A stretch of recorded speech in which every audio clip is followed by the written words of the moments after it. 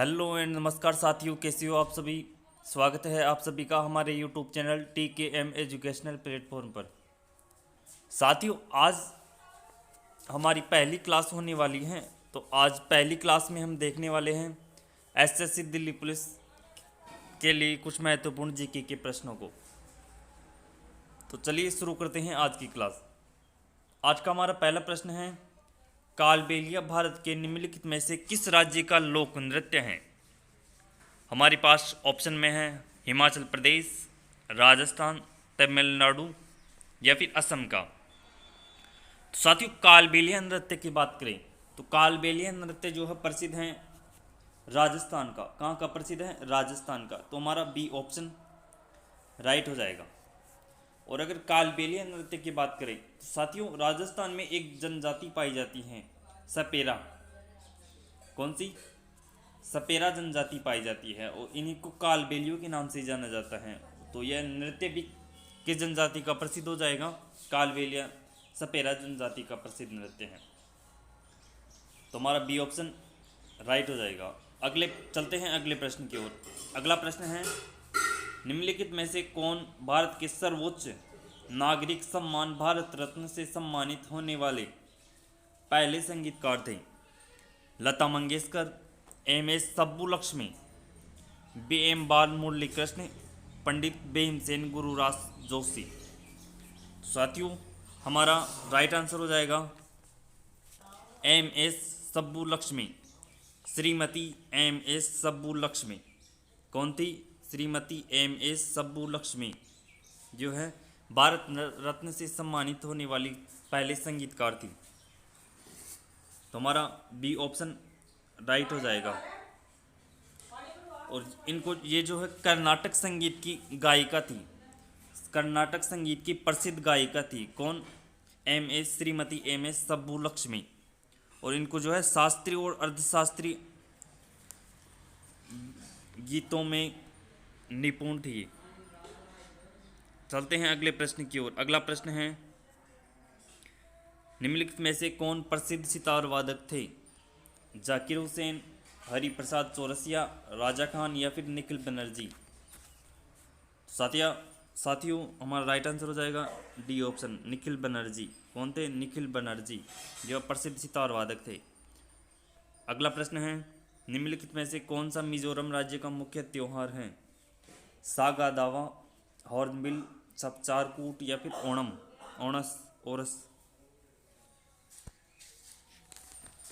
साथियों, हमारा right answer हो जाएगा चपचारकूट, सी ऑप्शन राइट हो जाएगा। कौन सा? चपचारकूट। यानी मिजोरम का प्रसिद्ध त्यौहार कौन सा है? चपचारकूट।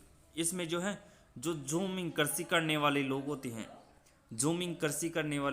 हैं, उनमें वे जब कृषि का जब सबसे कठिन कार्य पूर्ण हो जाता है तब जो है यह त्यौहार मनाया जाता है जूमिंग कृषि करने वालों के द्वारा।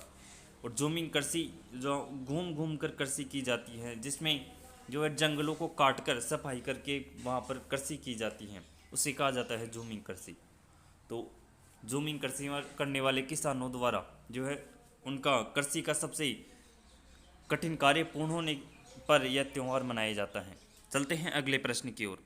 अगला प्रश्न है, प्रसिद्ध भारतीय किशोरी उन्नति हुड्डा निम्नलिखित में से किस खेल से संबंधित हैं?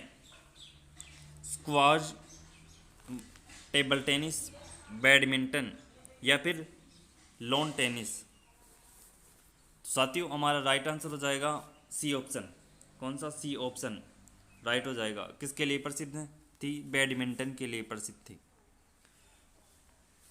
और इनको जो है 4 दिसंबर, कब? 4 दिसंबर 2022 को, कब? 4 दिसंबर 2022 को जो है एशियाई जूनियर बैडमिंटन चैंपियनशिप में पदक जीता था इन्होंने। कब जीता था? 4 दिसंबर 2022 को। अगला प्रश्न है, द इनहेरिटेंस ऑफ लॉस के लेखक कौन हैं? अरुंधति रॉय, किरण देसाई, चेतन भगत या फिर झुम्पा लाहिड़ी। साथियों, हमारा राइट आंसर हो जाएगा किरण देसाई। कौन थी? Kiran Desai, B option right हो जाएगा। और इन्होंने जो है दूसरा, यानी ये द इनहेरिटेज ऑफ लॉस जो है इनका दूसरा उपन्यास है। कौन सा उपन्यास है? दूसरा उपन्यास है।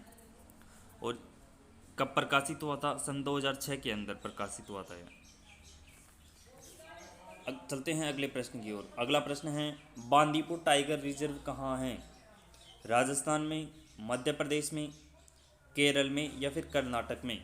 तो साथियों, बांदीपुर टाइगर रिजर्व की बात करें तो बांदीपुर टाइगर रिजर्व स्थित है कर्नाटक में। कहाँ पर स्थित है? कर्नाटक में। तो हमारा डी ऑप्शन राइट हो जाएगा। बांदीपुर टाइगर रिजर्व बाघों के लिए प्रसिद्ध है। इसके अलावा बाघों के अलावा यहाँ पर जो है तेंदुआ, हाथी, भालू, चीतल आदि भी पाए जाते हैं यहाँ पर। और कर्नाटक में बांदीपुर अभ्यारण्य स्थित है। ओके, चलते हैं नेक्स्ट प्रश्न की ओर। हमारा अगला प्रश्न है, ग्रेट बाथ की खोज निम्नलिखित में से किस सभ्यता में हुई थी? हड़प्पा में, मोहनजोदड़ो में, चन्हुदड़ो में या फिर लोथल में? तो साथियों, हमारा राइट आंसर हो जाएगा बी ऑप्शन, मोहनजोदड़ो में। कहाँ पर हुई थी? मोहनजोदड़ो में। साथियों, ग्रेट बाथ, ग्रेट यानी सबसे बड़ा, सबसे बड़ा, और बाथ का अर्थ होता है स्नान गृह, स्नान गृह। तो वह कहाँ से प्राप्त हुआ था? मोहनजोदड़ो से। तो हमारा बी ऑप्शन राइट हो जाएगा। चलते हैं नेक्स्ट प्रश्न की ओर। हमारा अगला प्रश्न है, निम्नलिखित में से कौन सा विकल्प मौर्य साम्राज्य के शासकों के सही कालानुक्रम को दर्शाता है? साथियों, हमारा राइट आंसर हो जाएगा सी ऑप्शन। कौन सा? C option. साथियों, चंद्रगुप्त जो है, चंद्रगुप्त मौर्य साम्राज्य का प्रथम शासक था। मौर्य साम्राज्य का प्रथम शासक कौन था? चंद्रगुप्त था। और इन्होंने जो है मौर्य वंश की नींव रखी थी। कब? 321 ईसा पूर्व में। 321 ईसा पूर्व में, यानी सबसे पहला शासक कौन हो गया मौर्य वंश का? चंद्रगुप्त हो गया। इसके बाद में बिंदुसार आए, बिंदुसार के बाद में अशोक, और अशोक के बाद में बृहद्रथ। ओके, तो हमारा सी ऑप्शन राइट हो जाएगा।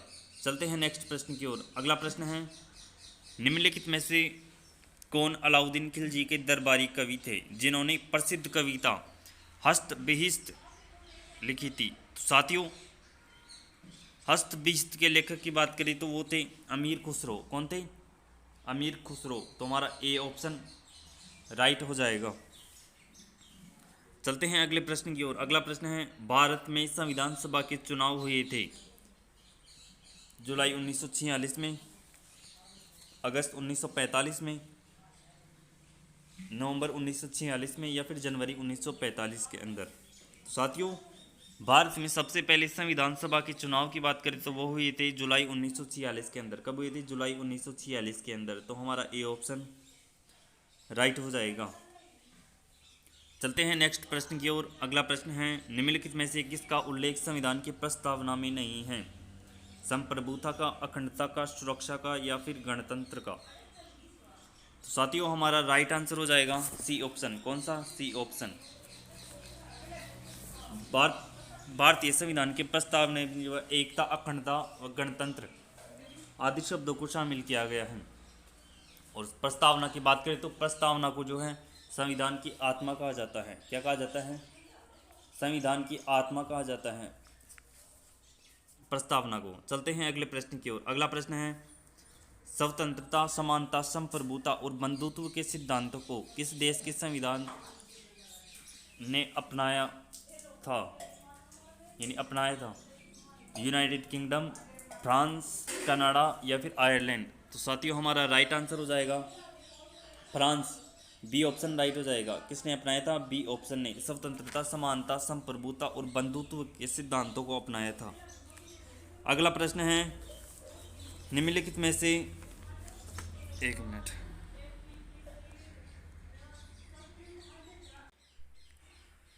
अगला प्रश्न है, निम्नलिखित में से कौन संविधान सभा के सचिव थे? डॉक्टर राजेंद्र प्रसाद, HVR अयंकर, हुसैन इमाम या फिर HC मुखर्जी? साथियों, हमारा राइट आंसर हो जाएगा HVR अयंकर। कौन थे? HVR अयंकर। तो हमारा बी ऑप्शन राइट हो जाएगा। चलते हैं अगले प्रश्न की ओर। अगला प्रश्न है 26 नवंबर 1949 को अपनाए गए भारत के संविधान में एक प्रस्तावना 395 अनुच्छेद और देश अनुसूचियां शामिल हैं। तो साथियों, जब भारत का संविधान बना था उस समय जो है भारत में जो है 395 अनुच्छेद व 8 अनुसूचियां थी। कितनी अनुसूचियां थी? 8 अनुसूचियां थी प्रारंभ में। और वर्तमान की बात की जाए तो वर्तमान में कितनी अनुसूचियां हैं? 12 अनुसूचियां हैं भारतीय संविधान के अंदर।